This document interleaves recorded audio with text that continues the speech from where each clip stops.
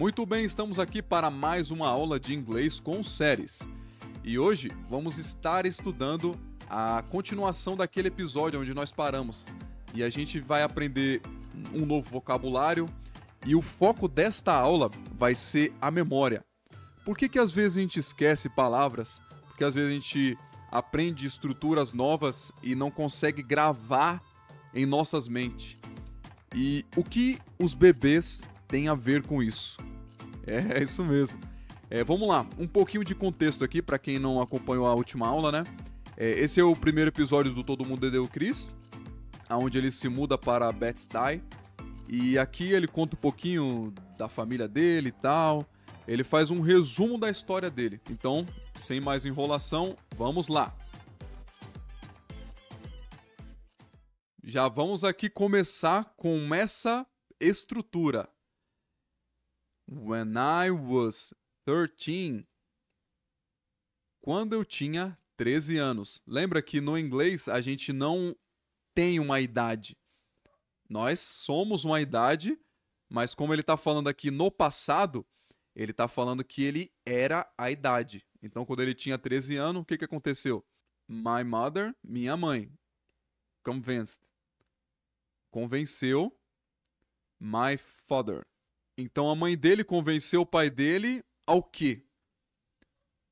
A se mudarmos para fora dos projects. O que seriam os projects? Aqui é engraçado essa estrutura, né? Que ele fala move us, mover ou se mudarmos. Out of seria tipo pra fora, né? Sair. The project. Project seria tipo conjuntos habitacionais, né? A Coab, né? Então eles moravam na Coab ali e eles estavam se mudando para um apartamento deles, né? Então aqui a gente já tem essas duas estruturas que dá para ser usado em vários contextos. Por exemplo, aqui você pode pegar esse trecho aqui, já pronto, e colocar a sua idade, ou a idade que você tinha lá atrás, né? Por exemplo, when I was 13, ou 14, ou 15, não importa. Quando você tinha 14, 13, 15 anos, eu fiz tal coisa. No caso aqui, ele disse que a mãe dele convenceu o pai dele de algo. Então você pode utilizar essa estrutura aqui também. Por exemplo, aqui você pode utilizar my mother, my brother, my wife, minha esposa, né? Você pode utilizar essa mesma estrutura aqui. Alguém convenceu outra pessoa de fazer algo. Então você utiliza essa estrutura aqui, até aqui, né? E aqui você só muda o final, entendeu? Então, a gente já se atenta a isso, né? Quando a gente está aprendendo estruturas novas, a gente pode reutilizar essas estruturas em vários contextos diferentes. E o contexto da história, né, vai nos mostrar aonde aquilo se encaixa. Por exemplo, em certas situações, certas palavras, certas estruturas não funcionam. Então, nesse contexto aqui, ele estava convencendo a mãe dele estava convencendo o pai a se mudar da Coab, da CDHU, dos projects, que seria o conjunto habitacional. Então dá para a gente utilizar em outros contextos também, quando a gente quer expressar essa ideia. Bom, agora vamos para a pronúncia. Aqui ele fala de uma seguinte maneira, né? Eu vou até pegar aqui a minha caneta e nós vamos dar uma rabiscada aqui. When, com I, que é a palavra eu, ele junta tudo. Ele fala when I was 13. Essa ligação aqui na pronúncia. My mother, my. Aqui você pode pronunciar de duas maneiras. O my. O correto, formalmente, é my. Mas muitas vezes você vai ouvir, por exemplo, ma. Por exemplo, aqui, se eu não me engano, essa primeira aqui, ele fala my. Só que aqui, quando ele vai pronunciar de novo, ele fala ma. Aqui ele fala ma. Somente ma. Convinced. Esse D aqui no final, ele corta, ele não pronuncia. Aí fica convinced. Convinced. Não é convenced. Convinced. E para aqui no D. Father. Lembra que na última aula, se você ainda não assistiu, volta lá. A gente falou sobre esse som aqui do TH. Esse som a gente não tem no português. Então você vai ter que praticar bastante para você pegar ele. Aqui nós temos uma vez. A gente tem mais uma aqui. E mais uma aqui. Então é um som super normal no inglês. E você tem que aprender. E quando a gente fala aqui aprender o som, não é simplesmente para a gente pronunciar bonitinho e soar mais americano, mais nativo. É para a gente aprender a ouvir esse som e se acostumar os nossos ouvidos com ele, entendeu? Então aqui a pronúncia é mais para a gente entender do que para a gente falar, tá entendendo? Então vamos lá. Como a gente pronuncia o TH no inglês? Tem duas maneiras de pronunciar. Tem o TH vozeado, que nesse caso aqui é o TH vozeado, e tem o TH que seria tipo a ponta da língua vai aqui no dente e eles só soltam o ar, nem sai som nenhum. E tem o vozeado, que nesse caso aqui, mother, mother. E aqui também, there, father, entendeu? Então vamos seguir aqui. My father. Aqui acontece um negócio muito interessante, que ao invés dele pronunciar to move us, ele pronuncia remove us. Esse E aqui some e ele já emenda o V com us. Move us. Não é out, é out. Out. Então, na hora de você pronunciar, não vai misturar as coisas, entendeu? É out, não out, entendeu? Esse T aqui já vai unir com esse O aqui. Aí vai ficar aura, aura. Só que o F aqui, ele some. Aí fica aura, aura. Por que aura, se aqui é um T? Acontece a mesma coisa daqui. Quando nós temos um som de vogal e tem um T entre duas vogais, a gente tem esse som de rará. É tipo o som de barata, baralho do português. É o mesmo som. Então aqui no caso ele vai falar remove us aura the project. Remove us aura the project. Agora que a gente já aprendeu a pronúncia, vamos escutar ele falando. When I was 13, my mother convinced my father to move us out of the project. Legal, né? Você vê que quando a gente quebra as frases e entende trecho por trecho, fica bem mais fácil. Os nossos ouvidos estão preparados para ouvir aquilo, né? Então a gente já vai ficar esperando aquele som. Você viu como que a pronúncia não serve só para a gente falar bonitinho? É para a gente conseguir captar o som quando a gente ouvir também. Agora vamos falar sobre memória. Vamos lá. Vamos começar aqui, ó. Por que algumas palavras e frases simplesmente não grudam em nossa cabeça? Por que a gente escuta, tipo, por exemplo, eu aprendi uma palavra nova e essa palavra eu escutei em um outro lugar. Eu tenho certeza que eu ouvi em outro lugar, mas eu não lembro o significado dela. Vamos entender aqui. O nosso cérebro tende a ignorar sons estranhos. Vamos supor, vamos fazer um comparativo aqui. Você está passando na rua e de repente você vê esse objeto aqui, ó. Aí você olha para esse objeto e você se pergunta: o que é isso? Para que serve isso? E logo em seguida você ignora, porque não é algo útil para você, é algo que não vai fazer diferença nenhuma na sua vida, então você segue a sua vida e simplesmente ignora. Não é assim que acontece? Então, Em uma nova língua, em um estudo de um novo idioma, quando a gente escuta uma nova palavra em um idioma estrangeiro, o nosso cérebro tende a ignorá-la, porque é um som estranho. Esse é um dos motivos que a gente não fixa as palavras. Uma palavra nova, sem contexto ou sem emoção, a gente já vai entender o que é esse sem emoção aqui, não chama a atenção do cérebro, não tem relevância. Então, se não tem relevância, se não chama a atenção, simplesmente, sem uma associação com situações reais, ela parece desconectada e descartável.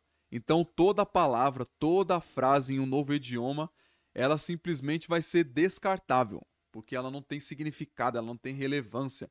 Ela é simplesmente um som esquisito. E o que os bebês têm a ver com isso? Vamos entender aqui. Existe um estudo que ele mostrou que um bebê recém-nascido, ele tem uma alta sensibilidade a sons linguísticos. Como assim? Quando a gente é recém-nascido, o nosso foco é simplesmente nos sons, principalmente sons linguísticos, que não é simplesmente sons de palavras, é os sons da língua, as nuances da língua. Por exemplo, eu dei aqui o exemplo do som do TH, o som do R. A gente presta atenção e capta isso. Quando a gente é recém-nascido ali, do 0 até os 6, 7 meses, a gente tem o nosso ouvido aguçado para captar essas nuances da língua, entendeu? Esses sons específicos da língua. Então, a gente fica prestando atenção, fica igual um sonar captando esses sons e o nosso cérebro, ele vai se preparando para receber esses sons futuramente. Olha lá, ó. Ele capta nuances do idioma, não apenas palavras. Não é apenas as palavras em si. O bebê, ele não está prestando atenção nas palavras, ele está estudando ali o jeito que a mãe dele fala, o sotaque da mãe dele. Por isso que nós tendemos a pegar a forma que nossos pais falam, ou a forma que nós estamos inseridos, o lugar que a gente nasceu, o estado que a gente nasceu aqui no Brasil, a gente pega as nuances daquele sotaque. Só que esse modo de escuta ativa chega uma hora que ele acaba. Ele dura por um período e ele acaba. Ele se perde com o tempo. Mas ele pode ser reativado com estímulos corretos. Essa é a boa notícia. Então aqui a gente já entendeu que o nosso cérebro tende a ignorar sons esquisitos, sons de estrangeiros, e que o que os bebês têm a ver com isso? Quando a gente nasce, a gente capta esses sons e grava. E o nosso cérebro ele é moldado para entender com facilidade aqueles sons. E o segredo escondido nos estudos científicos. Então é só a gente aprender o significado das palavras? Isso já vai ajudar a gente? Será que é isso? Não, sabe por quê? Porque o cérebro não aprende como um dicionário. Por exemplo, quando a gente aprende uma estrutura nova, uma frase nova, uma palavra nova, a gente não registra aquilo ali como um dicionário. Ah, eu vou consultar aqui o significado da palavra project. Não, não é assim que funciona. O nosso cérebro, ele não memoriza palavras isoladas, mas associações completas. Sons, imagens, emoções, situações, tudo isso forma um pacote de aprendizado. Então, mais do que você ter o conceito daquela palavra, eu sei que project significa conjunto habitacional, mas esse significado vazio, ele não traz para o cérebro, sabe, emoção, sons, imagens. A gente não aprendeu o significado, a gente precisa de sons, imagens, emoções, situações, para que a gente forme um pacote e atrele aquele significado, tudo isso num pacote só. Aprender fora do contexto é como tentar montar um quebra-cabeça sem saber a imagem final. Olha que maluquice, né? Quando a gente está montando um quebra-cabeça sem saber o que aquelas peças vai montar no final, A gente até consegue, mas fica difícil, né? Você concorda comigo que fica um pouco difícil? Se a gente tem a referência da imagem ali no final, então a gente consegue montar com mais facilidade. Então não só a memorização é beneficiada, mas a compreensão fica mais fácil de entender quando a gente une imagem, quando a gente une emoções, quando a gente une contexto. E como a gente faz isso? E se as palavras viessem com uma cena de filme? Olha só que bacana. Então assistir filmes resolve esse problema? Ah, resolve sim, mas em partes, né? Da maneira certa resolve. Imagem, sons, contexto emocional é igual a fixação muito mais forte. Uma cena fala por si só. Por exemplo, quando a gente desliga o áudio aqui e só assiste a cena, a gente consegue deduzir o que está acontecendo ali, simplesmente assistindo a cena. E quando a gente insere as palavras dão o significado mais profundo daquela cena.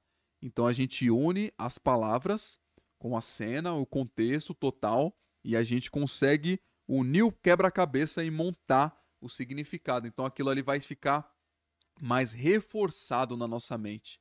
Então quando a gente lembrar, por exemplo, ouvir em outro lugar project, naquele contexto do Chris ali, a gente vai entender que a pessoa está querendo dizer conjuntos habitacionais, entendeu?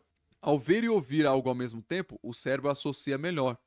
Só que é só eu soltar um filme ali, estudar palavras e tal, que eu vou melhorar 100% a minha memória e a minha compreensão? Depende. Depende do filme. É melhor escolher filmes e séries ou vídeos com bastante conversa. Ação demais e fala de menos, como em filmes de tiro e explosão, não ajuda muito, porque quase não tem palavras novas para que você aprenda. Foque em diálogos, em séries que tenha bastante diálogo, principalmente séries no estilo do Todo Mundo Odeia o Chris, que, se eu não me engano, é sitcoms, que é aquela série que é do dia a dia, sabe? Situações do dia a dia.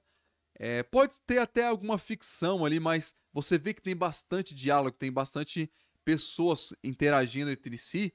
Foque nesse estilo de filme e nesse estilo de séries. Então é só assistir e tá tudo certo? Calma, não é bem assim. Tem uma técnica que faz o seu cérebro lembrar de palavras novas sem precisar decorar. Só que essa técnica a gente vai aprender na próxima aula. Por enquanto a gente só vai ficar com isso. Aí ele fala aqui: She always said, project is just another word for experiment. O que ele quis dizer aqui? Vamos para o significado primeiro. Ela sempre disse: project, ou conjunto habitacional, é just, somente, ou só, uma outra, another, uma outra, word, palavra, for, para, experiment. Experiment seria tipo experiência, né? Experiências. No sentido de tipo laboratório, uma experiência que acontece no laboratório. Agora vamos para a pronúncia, né? She always said. O D aqui geralmente some, né? Mas às vezes você vai ouvir o said. Mas aqui, se eu não me engano, eu vou soltar aqui, a gente vai prestar atenção se ele solta esse D ou não. Project. Project is just... Aqui, ó, vai acontecer aquela ligação, né? Just another word. For experiment. Aqui também tem uma ligação, ó. For experiment. She always said Said. Ele falou said. Ele pronunciou o D aqui, você viu? project is just another word for experiment. For experiment. Já une tudo, né? In a lab, em um laboratório, the government, o governo, dá aos ratos cheese, que seria queijo. Como é a pronúncia aqui?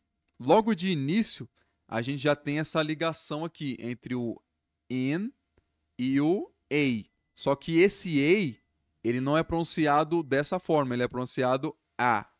In a lab. O B some, aí fica in a lab. In a lab. The, lembra do the? The ou the. Nesse caso aqui é pronunciado como the. TH, the government. Essa palavra aqui, government, esse N é muito raro ser pronunciado. Formalmente, talvez ele é pronunciado como government, government, com esse Nzinho aqui, mas geralmente você vai ouvir government, sem o N, e sem o T também, government, e para aqui, não sai o T. Gives rats, e não é hats, e nem hates, é rats. O som do R, ele é aquele som do R retroflexo. Para quem já ouviu aqueles caipira, tipo lá de Minas, do interior de São Paulo, se você for perceber, eles pronunciam o R como tipo pera. Tô comendo aqui uma pera, né? Eles falam assim, né? Então é aquele R do caipira, rats. É o som do R retroflexo. Não é o som do R tipo de rato. Se você for pronunciar dessa maneira, hats vai soar como se fosse um H para eles. É como se fosse o hates, que é o título da série, né? Hates Chris. Everybody hates Chris. Você vê que o H tem som do nosso R, né? Do R do português. Hats. Hates, quer dizer. Cheese. Cheese não é cheesy. É cheese. Dessa maneira aqui. Agora vamos ouvi-lo falar. In a lab, the government gives rats cheese. Rat cheese. Se você já pegou o que é o project, ele falou aqui nos conjuntos habitacionais, the government gives people cheese. Ele falou lá que o governo dá nos laboratórios para os ratos queijo. Aqui ele falou que nos conjuntos habitacionais o governo dá para as pessoas queijo. Olha que doideira, né? E aqui vamos para a pronúncia, né? Se você for prestar atenção, ele fez aquela ligação aqui também. Só que nesse caso com o som com a palavra the. Só que aqui o T some. Aí fica in a project. The government gives people cheese. Vamos soltar aqui e prestar atenção nesse momento aqui que ele falou in a project. In the projects, the government gives people cheese. Bacana, né? Se você gostou desse vídeo, eu peço que você deixe o seu like, se inscreva aí no canal e ative os sininhos da notificação para você receber os próximos vídeos. Te vejo na próxima aula.